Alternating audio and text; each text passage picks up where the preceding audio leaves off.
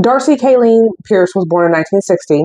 She would get adopted when she was only 11 days old. She apparently would have repeated fantasies about killing her adoptive mother. It's said that starting at the age of 6, from 6 all the way up to 12, she would sadly apparently be raped repeatedly by a adoptive cousin, and then apparently a neighbor would start doing it when she was in the 3rd grade. She would get married to a man by the name of Rick, who apparently was in the Air Force. In 1985, she apparently would sadly have a miscarriage. In May of 1986, she would tell him that she was pregnant. However, this pregnancy was apparently fake. Sometime after that, apparently he had found out that this pregnancy was fake, so then she tells him again in December of 1986 that she's pregnant again. This pregnancy apparently was also fake, and she claimed that the due date was in May of 1987. So then Rick, I guess, of course, believing her and not needing any actual proof, they wind up getting married that month.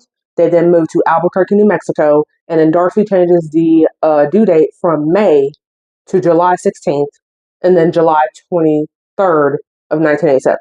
So on the fateful day of July 23rd, 1987, Darci then goes to the local hospital, and she waits in the OBGYN section. She then sees a very pregnant Cindy Lynn Giles, and then waits for her to come out, which she comes out 2 hours later. And so Cindy was actually born on June 17th, 1964.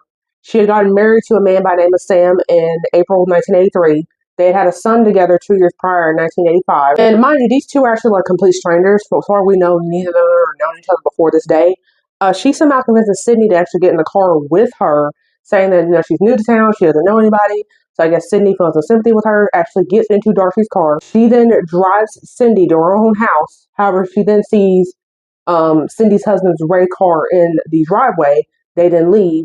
Darci then takes Sydney up to the mountain, strangles her, cuts Sydney's stomach open with car keys, takes the fetus, Amelia, because it was a girl, Amelia, out of her stomach, and basically drives to the hospital pretending that she gave birth herself. And so Amelia apparently was 6 pounds and 8 ounces and 2 weeks premature, but luckily was still alive. Cindy's husband, Ray, had apparently actually called the midwife thinking, have you seen my wife?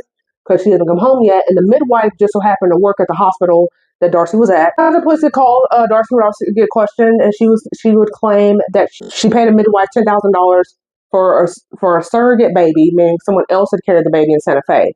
They then make her carry hold the baby, and then apparently in that moment she broke down and confessed.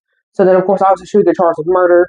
She eventually gets sentenced to 30 years for said murder, 18 years for kidnapping, and 18 months for child abuse. And then in 2019, there was a law that almost actually allowed Darci to get out of prison on the grounds of you were eligible for parole if you had served at least 30 years of your life. Before it looks like Darci is still in prison to this